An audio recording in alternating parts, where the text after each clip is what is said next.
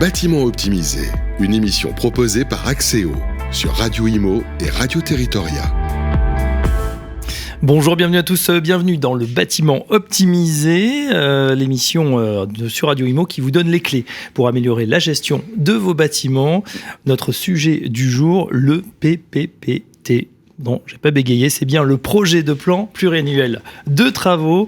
Avec nous, les experts en plateau, Michael Thérum, bonjour. Bonjour Fabrice. Directeur métier énergie pour le bureau d'études Axéo. On rappelle que Axéo est un bureau d'études en bâtiment spécialisé dans la performance énergétique des bâtiments existants.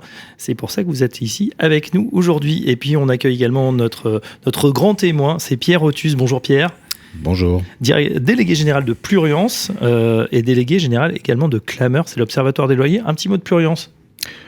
Pluriance, c'est assez simple, c'est une association qui n'est pas un syndicat et qui regroupe ce qu'on appelle les majors de l'administration de biens, du syndic et de la transaction, donc les 10 plus grosses entreprises de la gestion de biens, du syndic et de l'administration, et donc les plus connus, Nexity, Foncia, Sergic, Dauchier, Loiselet, Dègremont, et les autres que je ne cite pas me pardonneront de ne pas faire la liste à la Prévert.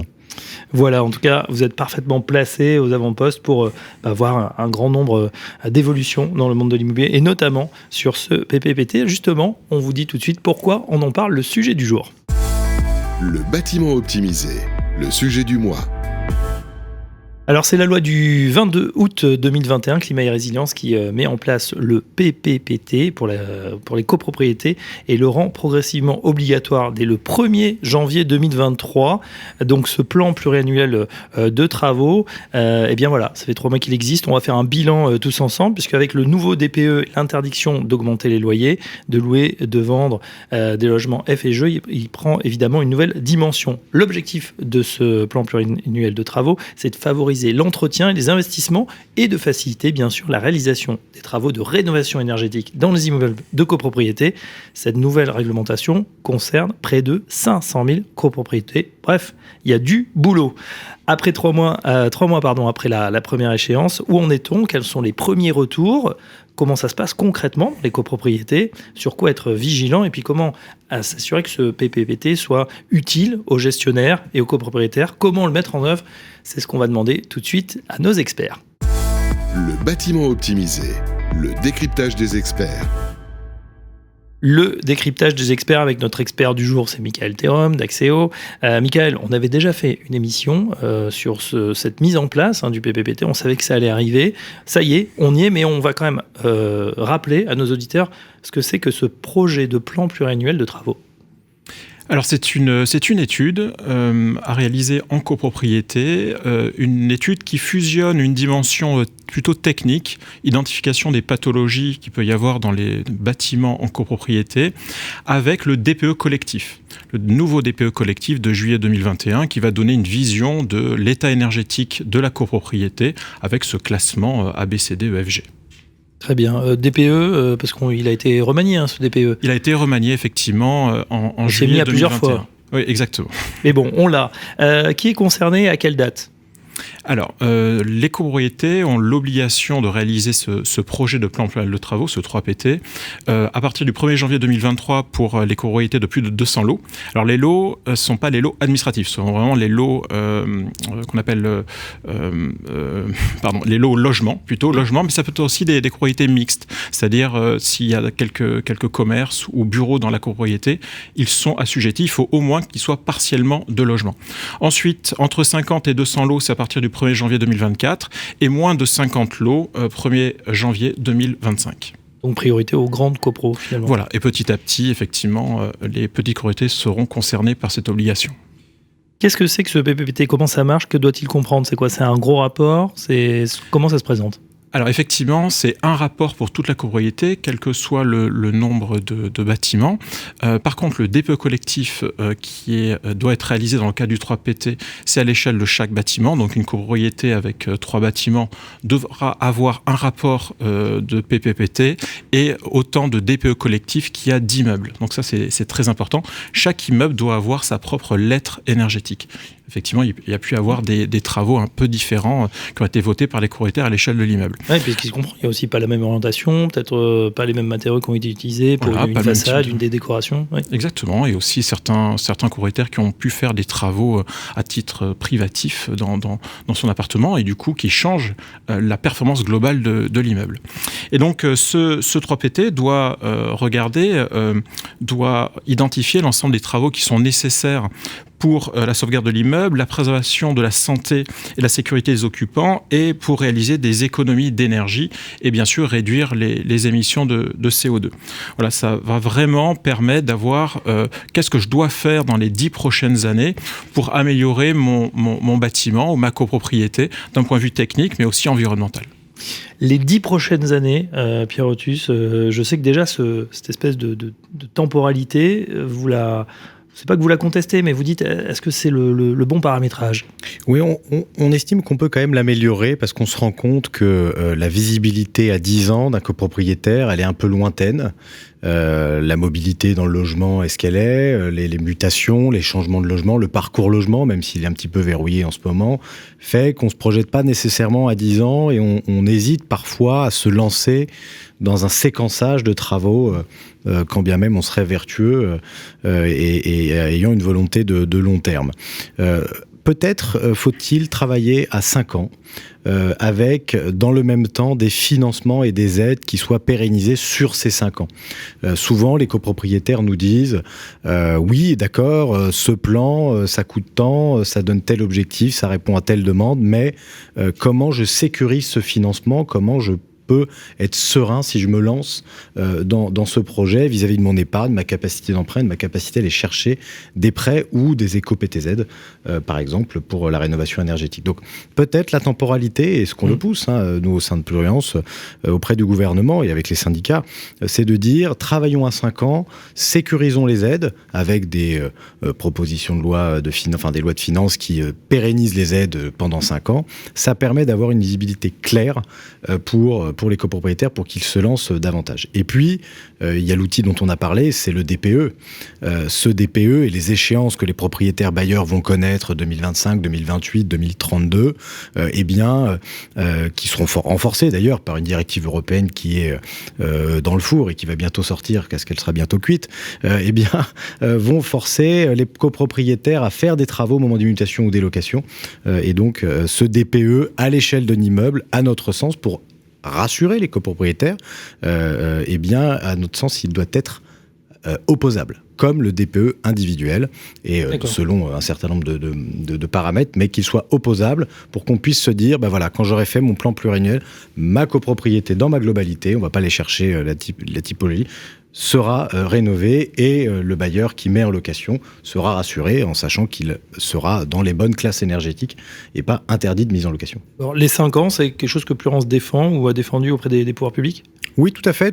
C'est une piste de travail qu'on a très fortement évoquée au cabinet d'Olivier Klein, aussi chez Madame Pannier-Runacher, pour se dire, soyons efficaces. Bon, il y a les obligations, oui. Nous, on veut bien y aller, donnons-nous les moyens. Ça, c'est une piste. 5 ans, les aides, un DPE collectif opposable, on a déjà de meilleures armes. Ensuite, la question du financement bancaire, financement personnel, financement collectif, alors, adhésion individuelle, tous les gestionnaires de copropriété connaissent bien ça, mais adhésion individuelle, adhésion collective, où chacun prend son financement, avec des questions qui se posent sur les taux d'usure, est-ce que c'est un prêt consommation, est-ce que c'est un prêt immobilier, on se pose beaucoup de questions, mais sécuriser aussi ce financement, si on a tous ces paramètres dans notre besace, dans notre caisse à outils, on risque davantage de réussir cette transition énergétique, environnementale et les objectifs carbone qu'on s'est fixés à l'échelle européenne maintenant. Oui. C'est vrai que 10 ans, ça paraît aussi un peu long. J'allais presque dire une prime à l'apparence. On se dit on a le temps, puis finalement on sait très bien que le temps de la copro est assez long, le temps de prendre des décisions, donc pourquoi pas le réduire. Vous nous avez parlé de DPE, on a parlé de PPPT, on en parle, ça fait beaucoup d'acronymes. Il y a aussi l'audit énergétique qui arrive, et puis les travaux, et puis bref, aujourd'hui il y a un maquis, c'est vrai, de choses. On fait quoi, Michael Théron ? Par où commencer là pour justement les gestionnaires de copropriété ? Je pense que le 3PT, le projet de plan de travaux, est parfait pour faire un état des lieux sur une copropriété. effectivement, je rejoins Pierre sur le fait que si le DPE collectif à l'immeuble pouvait être opposable, ça permettrait effectivement de voir la performance globale, puisque finalement ce sont les parties communes qui occasionnent le plus de pertes aujourd'hui énergétiques dans une copropriété. On le rappelle, je rebondis là sur le DPE, c'est vrai que sur les parties communes, souvent on peut très bien avoir une très bonne note dans son logement à l'intérieur, mais en fait on est dégradé à cause des parties communes. Oui, et effectivement, certains logements certains copropriétaires qui ont fait l'effort de rénover leur logement ne vont pas forcément améliorer la note globale de l'immeuble, tout simplement parce que dans la méthodologie de réalisation du DPE collectif, c'est un échantillon de logements qui sont visités par le diagnostiqueur ou le bureau d'études. Donc on commence par le PPPT finalement, et ensuite petit à petit on fait autre chose, ou du moins ça donne une... C'est vrai que le 3PT permet d'avoir cet état des lieux, mais là où le DPE collectif, ce qui ne permet pas, c'est de projeter les futurs gains énergétiques sur les factures.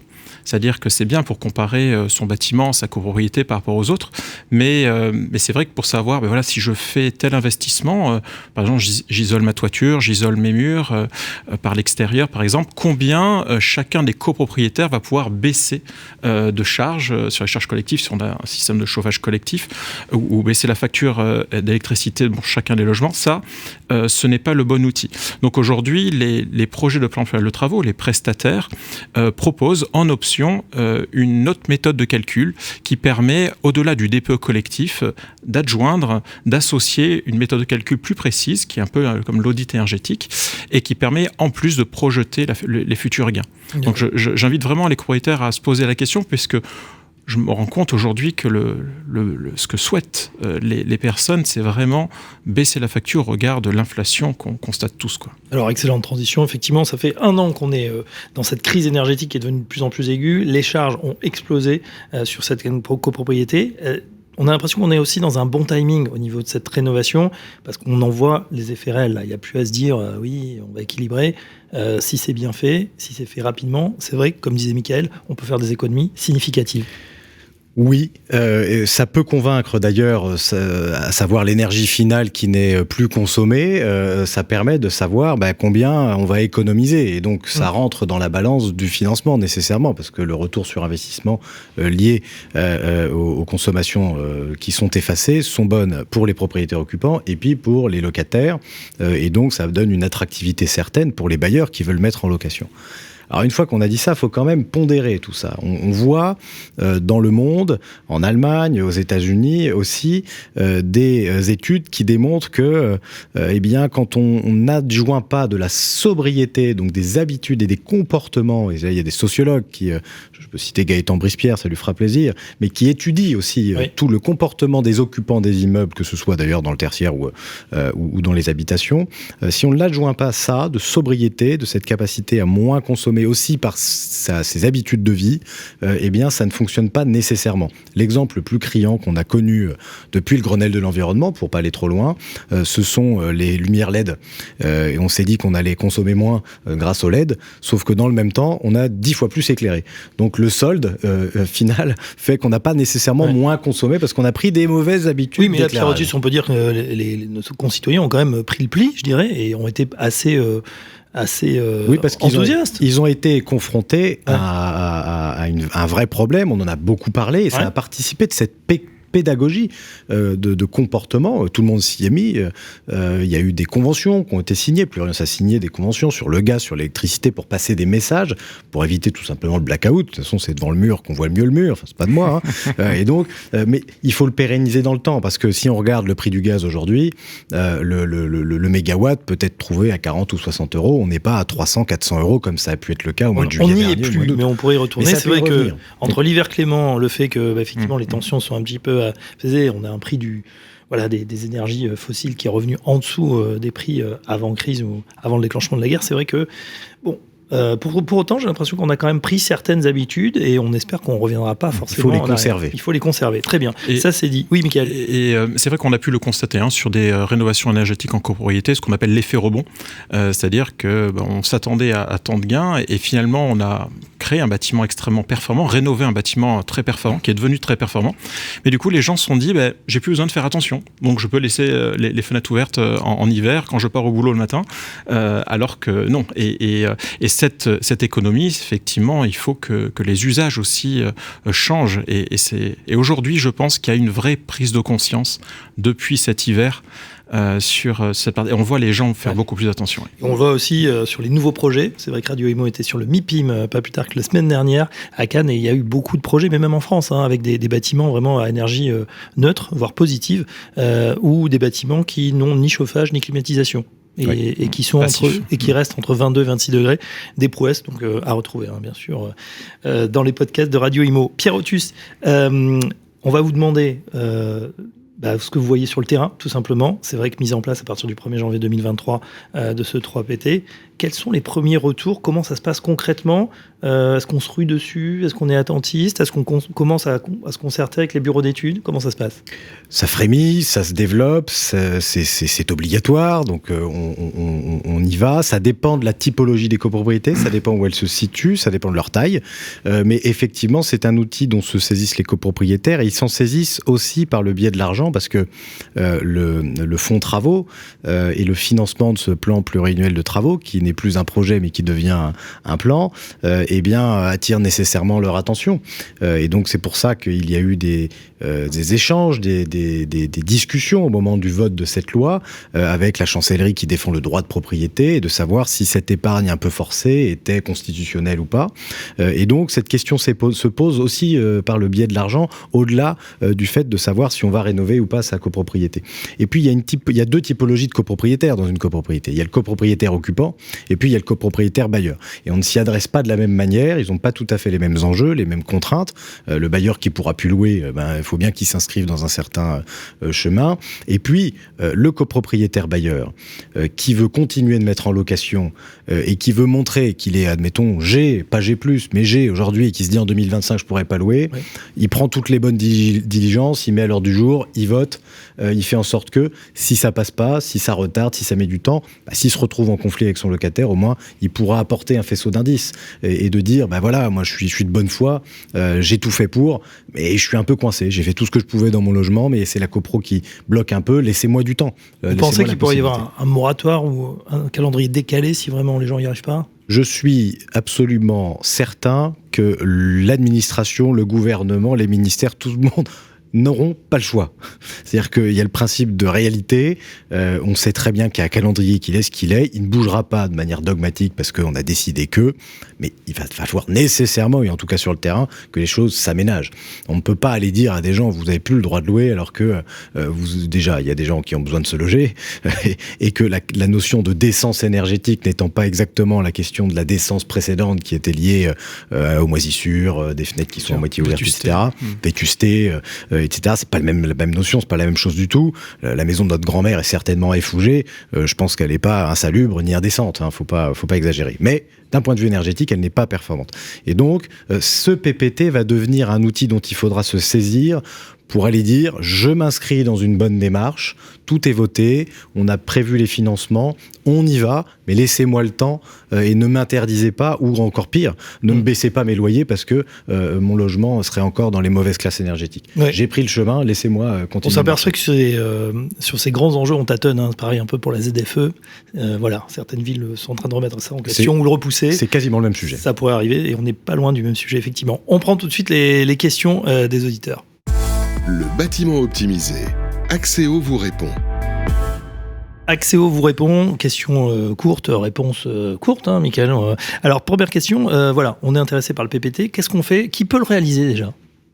Alors, parce que je prends le bottin, enfin, ça n'existe plus, mais voilà, sur Google. Alors, les diagnostiqueurs immobiliers peuvent le réaliser. Ce sont des personnes qui doivent avoir, ou des bureaux d'études, doivent avoir au moins un bac+3 ou équivalent.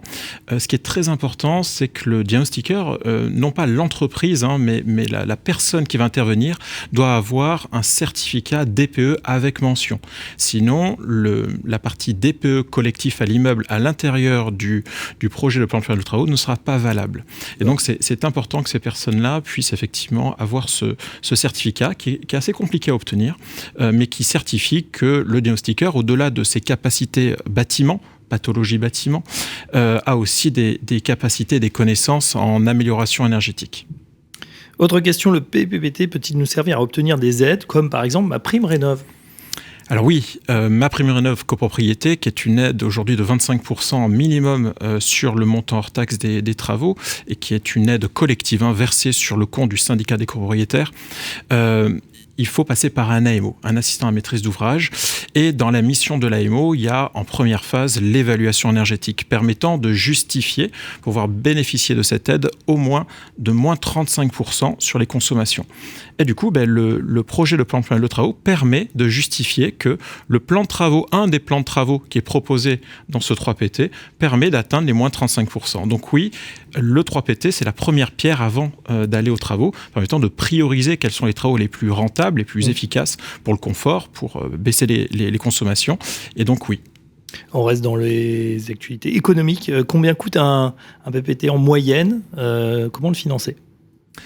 Alors, en moyenne, ça dépend bien sûr de la taille de la copropriété, mais en gros, pour les petites copropriétés, ça va être 150 € par logement, et pour les plus grosses copropriétés, entre 50 et 80 € par logement.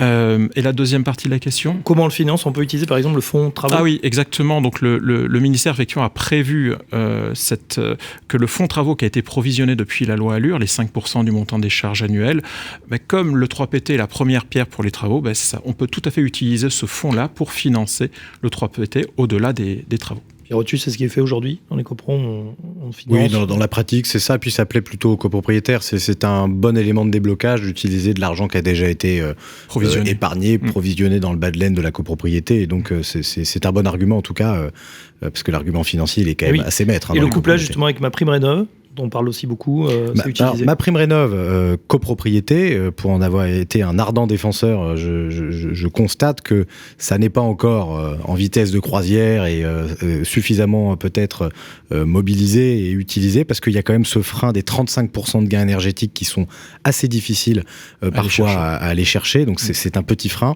Donc il y a peut-être des évolutions à imaginer sur ce point-là. Mais effectivement, ma prime rénov copropriété, qui ne se préoccupe pas de la situation des copropriétaires ni des locataires qui seraient dans les lieux, permet de dire on a un projet, on le finance, on a une aide, on s'inscrit dans le temps avec un plan, etc. Est un très très bon outil qui, à mon sens, devrait être encore amplifié et intensifié pour les rénovations globales et pas les petits patchwork de petites rénovations par geste parfois qui ne sont pas tout à fait adéquats. Ouais, en conclusion, voilà, on a bien senti qu'il fallait penser global, ces problématiques de rénovation, de transformation pour la meilleure sobriété énergétique, évidemment. Ça dépend aussi de nos concitoyens, on le répète, c'est un effort collectif. Et puis on verra pour ce calendrier, on l'a compris, dans 10 ans peut-être à raccourcir sur 5 ans. En revanche, sur la mise en place pratique, on verra si les délais sont respectés. C'était un premier bilan de 3 mois après cette mise en place du 3PT. On aura bien sûr d'autres émissions avec nos spécialistes. En tout cas, un grand merci à Michael Thérom, directeur métier énergie pour Axéo. Merci. À Michael. Et merci à Pierre-Otus, notre invité du jour, le délégué général de Pluriance et également délégué général de Clameur. Merci Pierre. Merci, avec plaisir. On se retrouve très prochainement pour un nouveau numéro du Bâtiment Optimisé. Le Bâtiment Optimisé, une émission proposée par Axéo, à retrouver sur les sites et applis de Radio Imo et Radio Territoria et sur toutes les plateformes de streaming.